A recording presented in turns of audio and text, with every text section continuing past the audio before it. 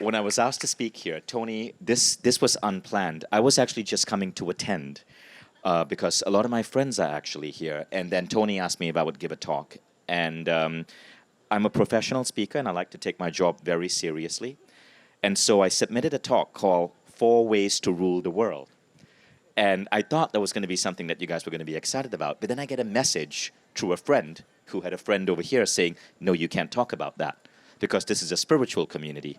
And saying that the topic is four ways to rule the world sounds coercive, it sounds manipulative, it sounds too masculine, it sounds too powerful.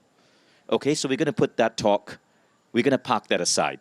So I submitted another talk called The Four Levels of Consciousness, which is nothing more than a way of understanding how to perceive and navigate the different feelings of consciousness in our head.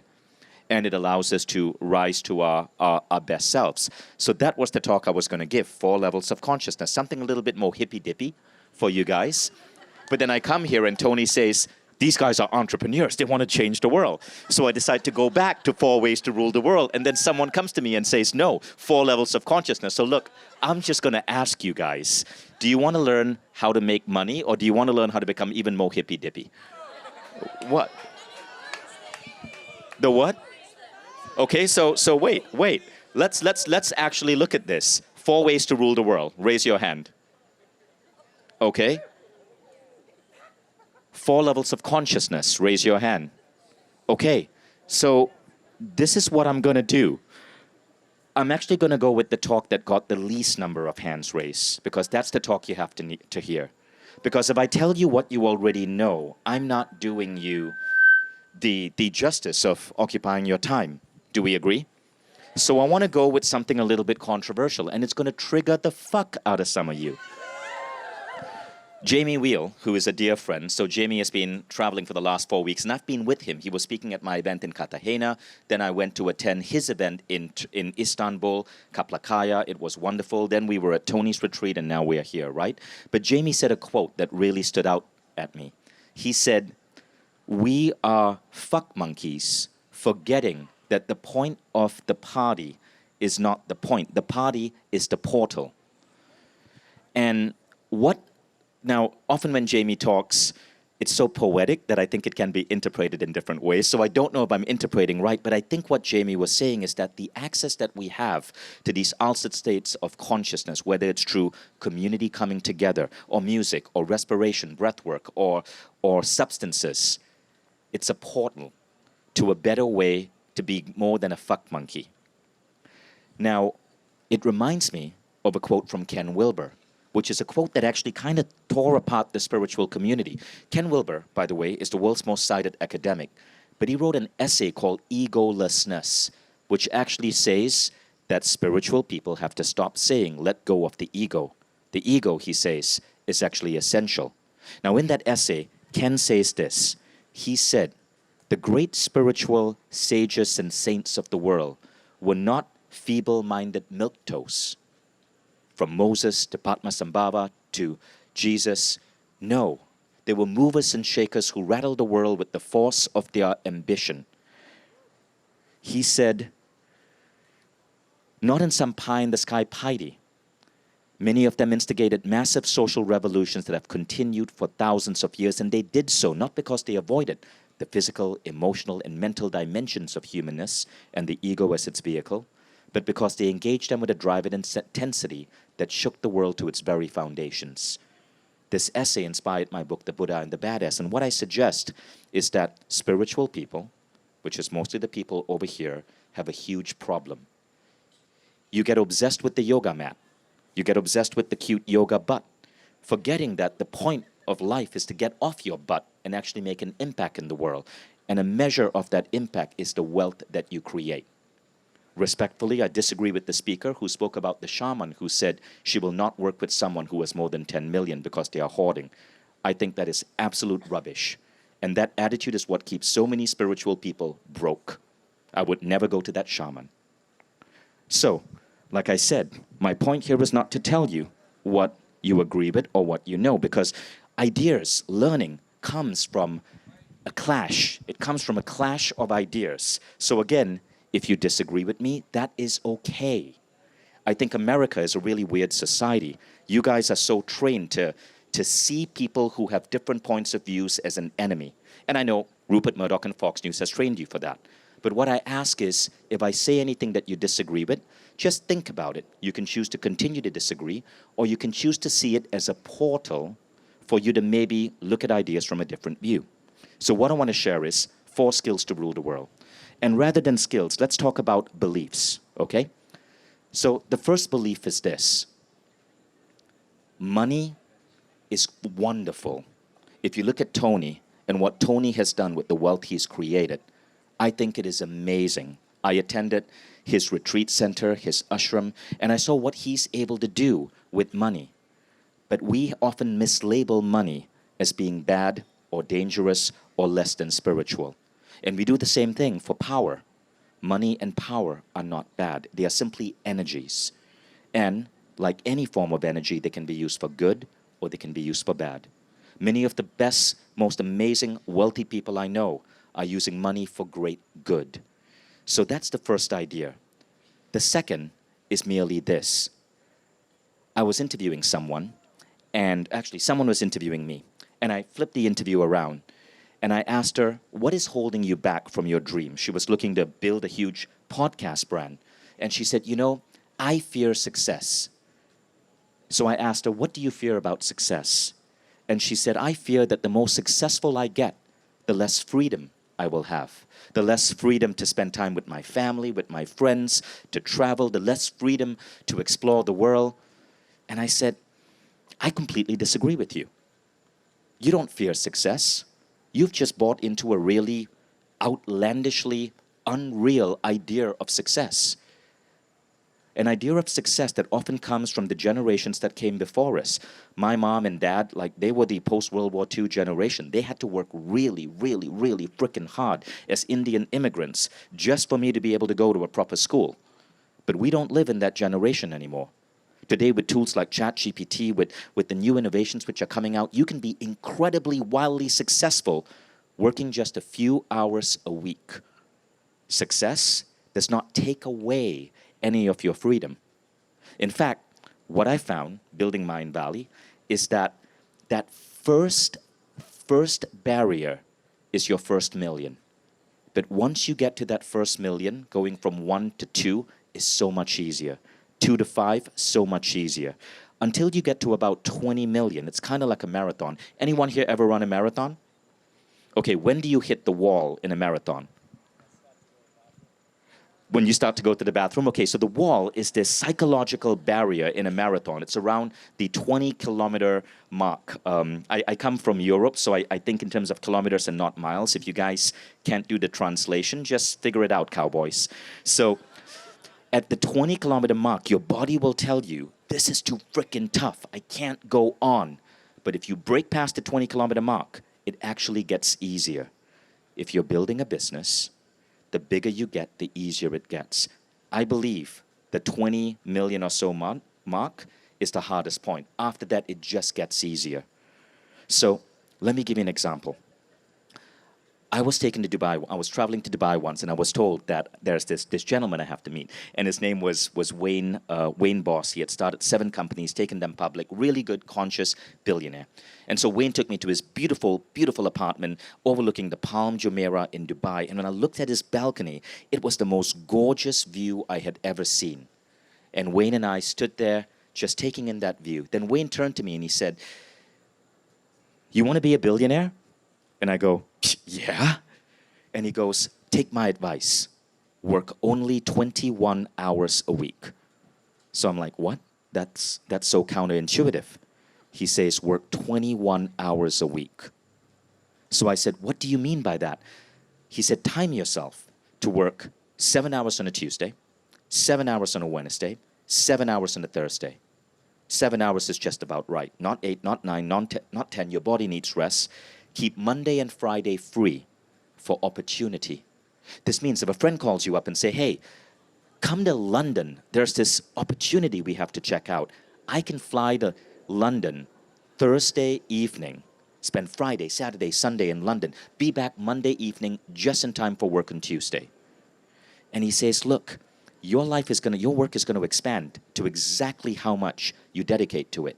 If you believe you need to get your work done in 50 hours a week, that'll be it. But if you believe you can do it all in 21 hours a week, you will free up so much time for you to explore, to innovate, to discover. That's the second point. Hard work and success have no correlation. You know who are some of the hardest workers in the world? The people manufacturing your shoes in factories in China. They are not wealthy. But every time I meet people who are truly wealthy, they have space in their lives for community, for discovery. Today is a working day for me, but when Tony says, hey, Vishen, you want to come to my event? I'm like, yeah. And I put my work aside and I close my laptop because I've decided that hard work has no correlation with my success. Now, this brings me to point number 3, acceleration and navigation. So, if you're building a company, if you're building any type of business, especially in your field, and you guys are people that widely in the world are considered spiritual, connected, deeply caring about the environment. There are many different names for you guys, cultural creatives, the enlightened few. But it is you guys that need to be building the companies of the future because you have a deeper connectedness to each other, to unity values, to the earth. Yet, most people I meet in this field are not bothering to build those companies because they get stuck in this bullshit spiritual belief that money and power are wrong, that hard work is going to disrupt their health and somehow reduce their karma and create holes in their aura. But if we can change this dialogue, spiritual badasses, spiritual warriors, or as I put it in my book, embracing the Buddha and the badass, I think we can create a new breed of entrepreneurs. So point number 3 is acceleration versus navigation. So how I lived my life, when I first started Mind Valley, hard work was the norm. Because again, I grew up in an Indian family, immigrant family. Growing up, before the age of 13, my mother was a school teacher. She drove 2 hours to get to school in Malaysia, 2 hours back for $400 a month. My dad worked in a department store. Finally, when I was 13, my dad started a business, and he worked his ass off. It was a factory, and he was basically importing textiles from India and then shipping them to department stores in Malaysia. After school, I would work in my dad's factory as a trucker. Literally, I was wrapping up boxes, hauling boxes at the back of trucks. I did not have like a great teenagehood because we had to really work hard for survival. But again, that was then in the 80s. I remember one day my dad comes back from work, right? And it's 10 p.m. He comes back late. He walks in the door. He says hi to me and my mom. And then all of a sudden he falls backward and boom, he hits the ground. We thought we lost him. He had worked himself to the point of collapse. So that entered my head. Hard work equals success. So as I was building up my company, Mind Valley, in 2007, I became a father. And I loved my dad. And so fatherhood was a really special moment for me. So I decided I was going to cut back my work hours by 1 hour a day so I could come home and spend a little bit more time with my 1-year-old son, Hayden. But that belief, hard work equals success, was in my head. And remember, what you believe about the world will be your world. It's all a freaking illusion. And our beliefs are what program that illusion. So, you believe money is bad? You're going to have bad experiences with money. You believe power is not spiritual? You will never ever fucking be powerful, you wimp. You believe hard work is necessary for success? You will break your body and your spirit for success. I believed some of those things. And so by cutting my hours down by 1 hour to spend more time with my son, that belief started going wild.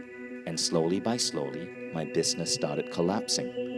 And I realized that I had 3 months of runway left, or I was going to have to fire all my 18 employees at Mind Valley and call it quits. But I was okay with that because my number one thing was being a father, which I think is wonderful. And then something beautiful happened. I sank into a depression because I built the business for 5 years and now I see that I have 3 months of runway left in the bank. You're going to get depressed. But depression, sadness, can also be a gift from the universe. Michael Beckwith, the spiritual teacher, anyone here heard of Michael Beckwith? Right? Michael Beckwith calls this a Kensho moment. It is when the universe kicks your frickin' ass to wake you up to a greater reality because you are too stubborn to listen. So, in the midst of that depression, I started reading the books of Esther Hicks, Neil Donald Walsh, and then I read a book called Secrets of a Millionaire Mind by Harv Eker. And it turned out Harv was speaking in Malaysia, so I attended his seminar. And right at the beginning of the seminar, he listed 21 rules that keep you broke. And these were all beliefs that keep people broke. And one of those beliefs is that hard work is necessary for success. Tears fell down my eyes, and I realized I was living in a prison that was an illusion of my own making. Now the funny thing is this, as soon as I was snapped out of that belief, like a hypnotist snaps you out of a fake idea, everything in my life changed. In 1 year, actually in 8 months, revenues grew 800%. This was 2008. And the company that you guys now know as Mind Valley came to be. And I never had to work hard again. I was able to work reasonable hours, build a company that I was passionate about, and at the same time, truly keep myself healthy, have space for opportunities like this, live a life of travel and adventure, and not be a bad dad. So let's recap. First rule, money is glorious. Start thinking about it that way. Second rule, understand that there is no correlation between hard work and success. The third rule is called acceleration and navigation. And this is what it means. Dedicate a certain amount of time to your business. Don't go more. No matter how busy you are. What I've learned is you don't go beyond that time. I can have crazy important things happening. I do not work after 8 p.m. And then what I do is I shift. There are months when I'm full in the business, on full acceleration mode. And there are months when I step away and I travel the world and I navigate. And I navigate to open myself up to ideas, to new meetings, to new opportunities. And this is how new business ideas come in. This is how you might find the next person whom you employ or you partner with. You might find the next great idea. This is why I've been traveling with Jamie, coincidentally, at the 4 festivals for the last 4 months while being the CEO of a company that employs 400 people because I am in navigation mode. And even the last 3 to 4 days with Tony, so many new ideas have entered my head. So in addition to identifying the hours you want to work in a given week, you want to take months at a time to navigate. Now, when you think like this, you also start thinking about your business in different ways. You start thinking about automation, processes, hiring. So all the good practical stuff of forming a business starts to find its way as well. And now we come to the final rule. And the final rule is this. There is no such thing as a problem. So I work with a great Chinese master who's my spiritual teacher. And he asked me, Vishen, how are you doing? And I'm like, yeah, I'm all good. There are problems that come my way, but I solve these problems.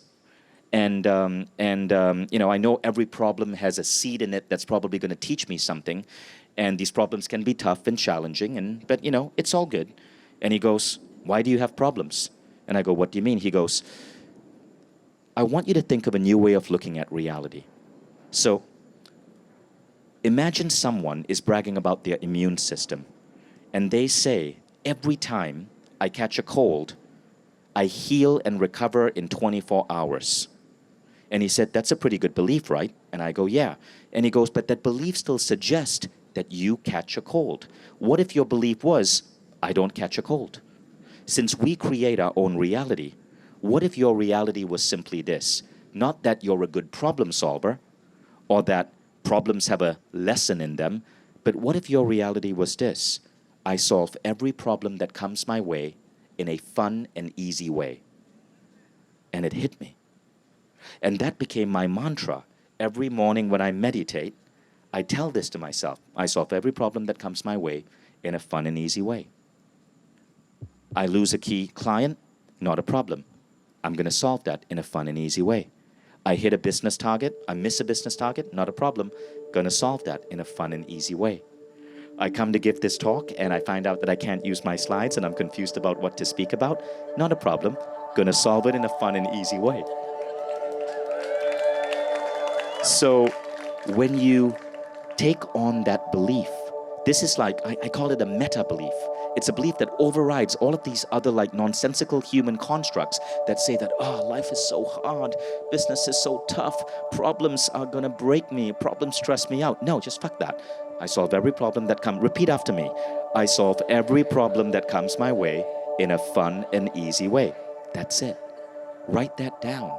Take that on. Repeat that in your morning meditation. So let's recap the 4 rules on how to rule the world. The first rule is this. I want you to take out your wallet right now and just kiss that damn thing, right? Money is glorious. Money is power. Give it away if you must. I signed the Founders Pledge, which means that as I make money, I'm going to have to give it away. I've literally signed a public pledge. Do that. Be a philanthropist. But money is fuel that you can use to better the world. The second rule is, remember, there is no correlation between hard work and success. The third rule is acceleration and navigation. Go deep in your business, but step away to think about the greater ideas in your life, to look at more opportunities. And the fourth rule is this. Solve every problem that comes your way in a fun and easy way. When you take that on as your reality, the world stops kicking your butt. It'll pinch your butt still, but it'll stop kicking your butt and life becomes so much easier. So anyway, I hope that was useful to the minority of you who voted for that. The majority of you, I know you didn't vote for that speech, you hippy dippies, but I bet you needed it. Thank you, guys.